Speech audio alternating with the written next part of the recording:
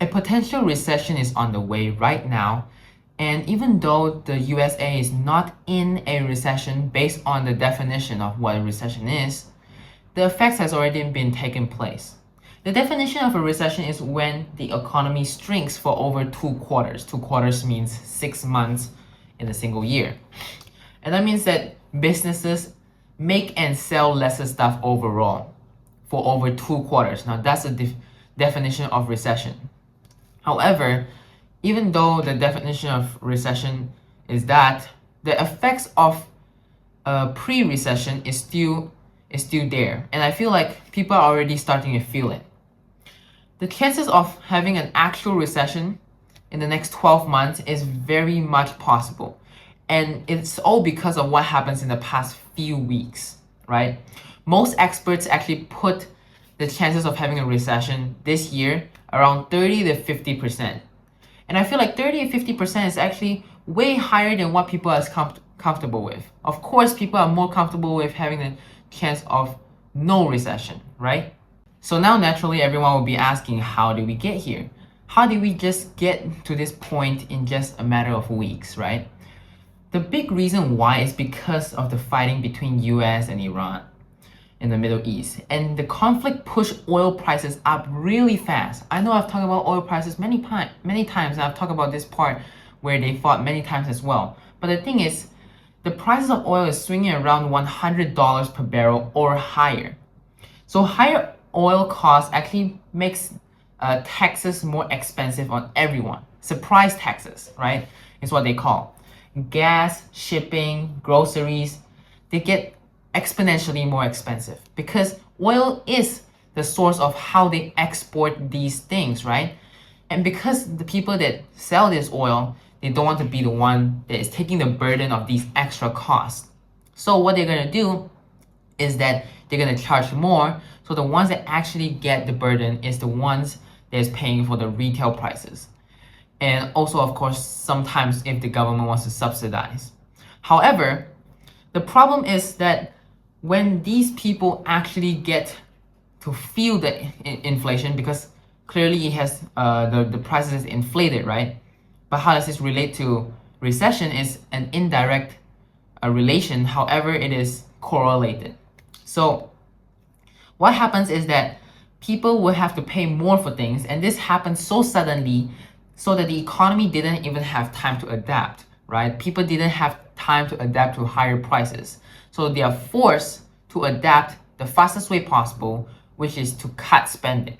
And to cut spending, it means that the circulation of money in the economy has lessened. And that is the start or one of the symptoms that would lead to a recession. So right now, the numbers actually look like this. The last quarter of 2025, the economy grew about 0.7%. For the full year 2026, the Federal Reserve, which is the US central banks that set interest rates, expects growth around 2.4%. So basically that actually means their GDP, like how much their economy grows, right? So some banks like Goldman Sachs trimmed their guesses to 2.1% because of the oil shock. Unemployment sits around 4.4%. People are gonna say it's not terrible, but I feel like according to the textbook, 4.4% is actually really bad. I mean, technically in the past they've always told you that 4% is already one of the worst situations, right? And it's just like how they tell you that 2% inflation is actually good, which doesn't make sense, right? But jobs are gaining really slowly, right? Inflation, which is when prices rises overall, is now forecast at 2.7% by the end of 2026. Meaning, right now inflation is around that as well, 2.7%. And they're estimating that by the end of 2026, it would be still around that level, which means that inflation is incredibly sticky. And also because faced with all the obstacles, up ahead, with all these war going on and all this oil shortage and inflation so on, I would say that 2.7 is actually considered pretty stable if we can actually achieve that by the end of the year. And that is for PCE numbers, which is the main measure of what the Fed like to watch. The Fed has just kept its key interest rate around 3.5% to 3.75% and still expects only one small rate cut this year. So what a rate cut does is basically it can make inflation fire up again. Because if you've cut rates, it means that borrowing money is cheaper. So people will borrow more money. However, I feel like Jerome Powell said that he's going to run another term for Fed, head of the Federal Reserve, because he wants to make sure that if he can, he wants to make sure that the interest rate stays high. And that is actually pretty noble, I felt, because right now, what the American needs is actually a strong and stable system to get through this period of time. And I feel like actually a higher interest rate actually just makes more sense in the long run. In the short run, I get why they want to boost the economy, but at the same time, I don't think it's the right thing to do. I feel like they need more persistence and time. Even though it's going to cause a lot of suffering, this is what's better in the long run.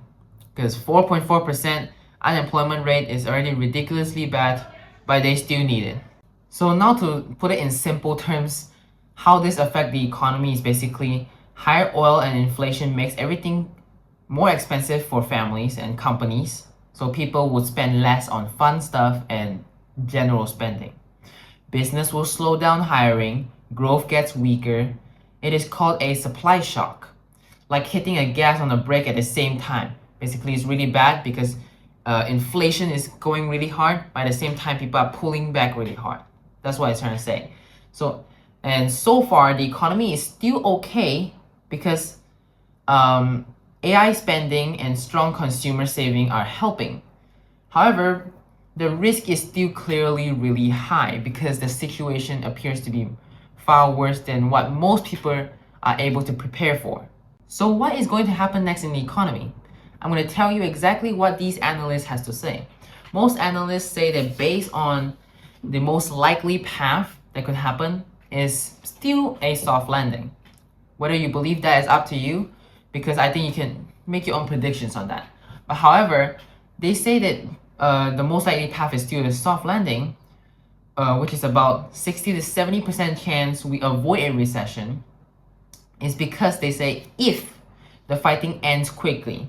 So keyword is if, right? If the fighting ends quickly and the oils drop back to about $80 per barrel by the end of the year and growth stays around 2%, like GDP stays around 2% growth, then it will be fine. Unemployment rate will tick up a little bit, but life will go on. That's basically what they are trying to say. Like recession wouldn't happen, life would be a little bit struggling, but it wouldn't be the worst.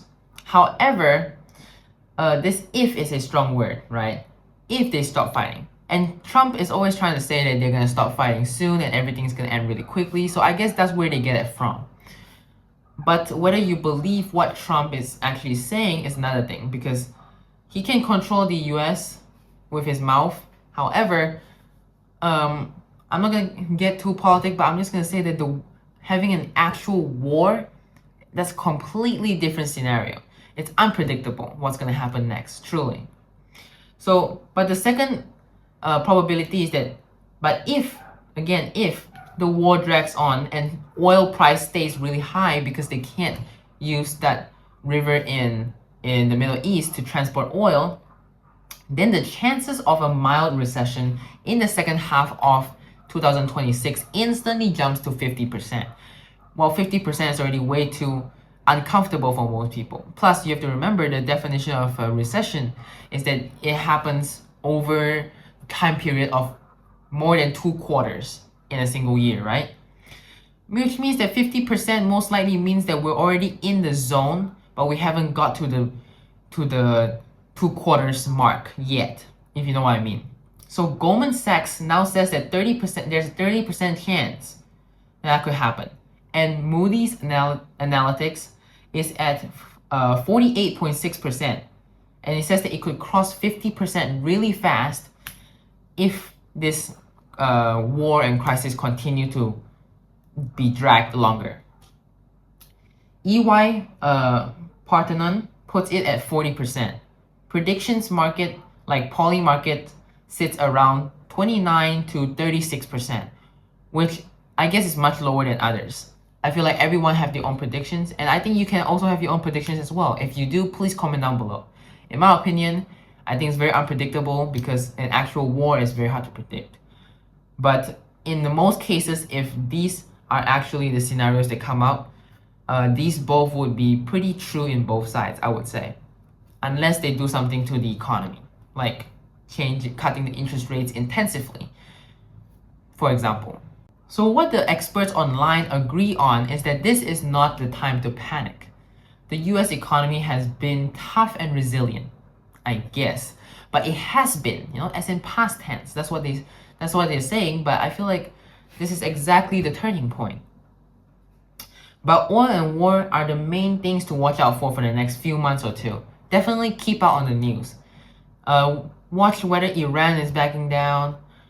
Iran, Americans have different pronunciation of it, and some other have different pronunciations of it. The point is, you have to watch out for the war and what's gonna happen next. If the war drags on, or the war does not drag on, that is now the main thing you should focus on.